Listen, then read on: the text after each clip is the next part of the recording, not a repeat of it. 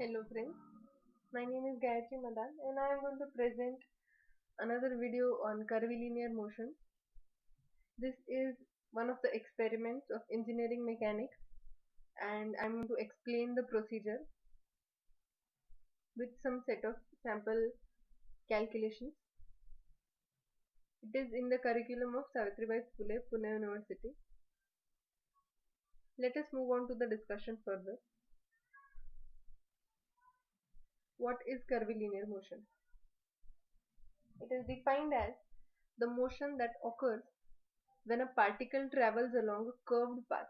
So you can see in the diagram at this end, there is this vehicle which is moving in this curved path.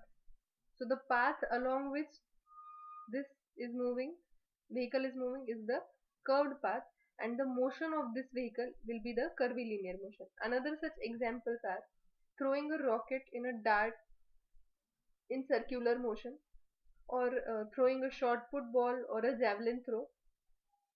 So it need not be necessary that the path is completely continuous. It is possible that it might be a trajectory, as if I am moving my cursor right now.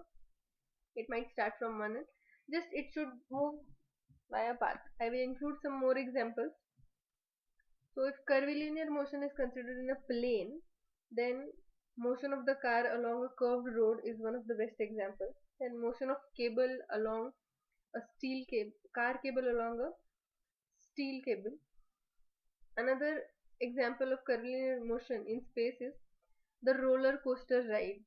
The motion of roller coaster along its track, whatever it is designed in the manner. And another one is the motion of fighter jets during the national parade. So this you can see is the curved part. That is what refers to the curvilinear motion of this jet. Now let's move on to the theoretical explanation of this discussion. We have some part of the derivation and then we will move on to the experimental setup. This derivation is required for understanding some of the values of your experimental setup. So I am considering this.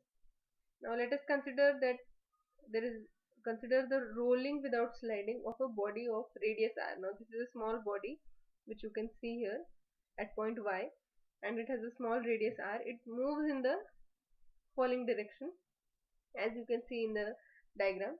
Now there are two places where this in the diagram where this is being noted, at point V and at point V suffix E. So the body starts at point Y with some initial velocity. The velocity of that point at this point will be V, and the velocity of the point at this location will be VE. Radius, that is the distance from center of the curve to the body, is the radius of this assembly.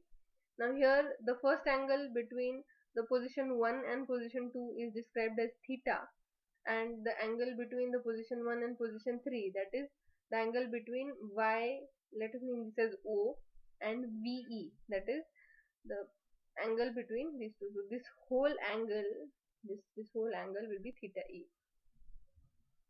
Moving on to the next part.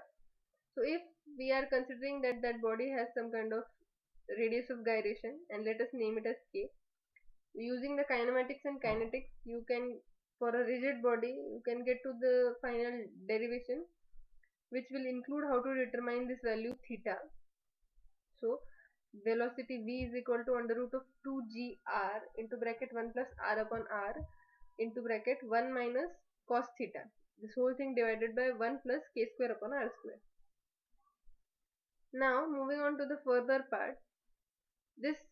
By using this formula we can determine what is theta. For theta e, there is an expression at which the body makes an exit from the track. That angle is given. It is cos inverse of 2 upon 3 plus k square upon r square. Now using this both equation, there is a combined equation which is formed later, and in that we have neglected the k square upon r square, which is very small. Here you can see that this k square upon r square is very small and is neglected.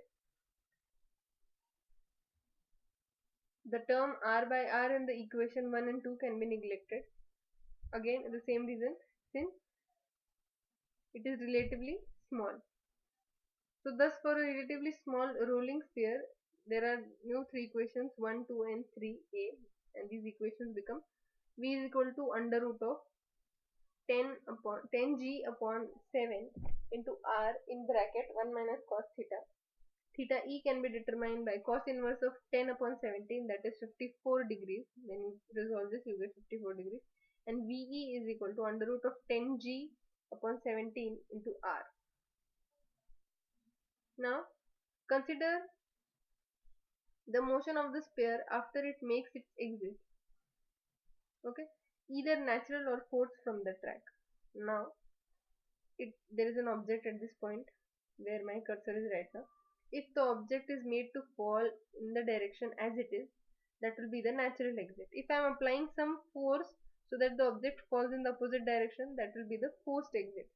Natural exit will be the naturally falling side, and forced exit will be the force applied in the opposite direction and movement of that body.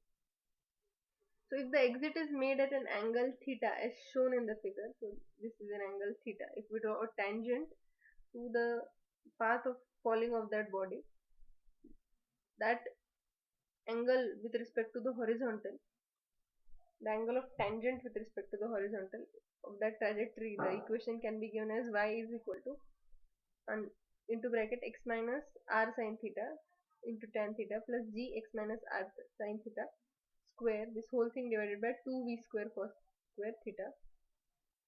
Now these equations might be sounding very heavy to you, but these are some of the empirical equations, whereas also you can refer to some of the kinetics and kinematics chapters discussed by your subject teachers so that you get a proper idea of this expression. On my end, I am trying to consider all the aspects so that you at least understand from where all of these terms are coming. Here exit velocity v is given by in the equation 1a.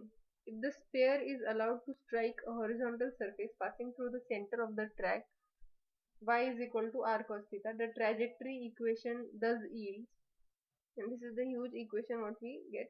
We are getting the equation of this trajectory, that is the path of this, the equation of this trajectory path is being derived here. So if the exit is natural, that is if the exit is naturally following this side, the theta will be 54 degrees, substituting the values here and solving this equation, we get the value of x upon r as 1.093. For a forced exit, theta is 18 degrees, and solving this equation, we get the value of x upon r as 0.636. Now what is this x and what is this r? Moving on to the experimental setup, this is the reason I have included the initial part of derivation so that you understand what is x and what is r. So x will be the distance from the center to the point at which the ball drops. Here in this diagram you can see from origin to this point is the distance x, if we are considering this point. Now if I drop a ball here, with the movement of a ball moving in this direction down, the ball will be dropping here. So the distance x will be from 0, that is from the origin to this point, and r is the radius of this track. Now this is the assembly which is made for the experimental setup. To understand this practically in a better way, if the ball drops on the natural side, it is natural exit side. If it is forced to fall in the other direction, it is called as the forced exit. The angle for free fall at this point for natural exit will be 54 degrees, and that for that of forced exit will be 18 degrees, as we have seen the derivation. This is a wooden platform on which this assembly of metal is being made, and this curved path is the one on which the ball or any of the body is allowed to move. So now in our experiment, what we are going to do is we are going to follow a procedure. So what procedure are we going to adapt so that we understand the practical in a better way? So what is done, a small ball is kept at a topmost point, that this point is here, of the track, ensuring that it rolls down to desired side of the track. So if I keep a ball here and I allow it to drop to the desired side, with the position of the curve, it is by default going to fall on the natural exit. Okay. if you release your finger after holding the ball, the direction in which the ball moves, that is to be noted. If it moves in the natural direction, it will be the natural exit. It is moving in the forced direction, it is forced exit. The point at which the ball strikes in the horizontal platform, which is graduated in x by r, is carefully noted and the reading is recorded. So what do? We measure the distance at which the ball is dropped, be it the natural side or be it the forced exit. If the ball is dropped somewhere here, so I will measure the distance from this point to the origin, that will be my x, and radius I have already calculated. So I will determine x upon r, and I will determine the value of x by r, which I have to substitute in the, which I had taken in the equation.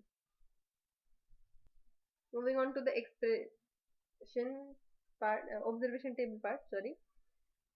Here we have to experimentally calculate some things and analytically calculate some things. By natural exit, the analytical calculation is already done and we have obtained the values. For natural exit, it was x by r is 1.093. What we have to determine?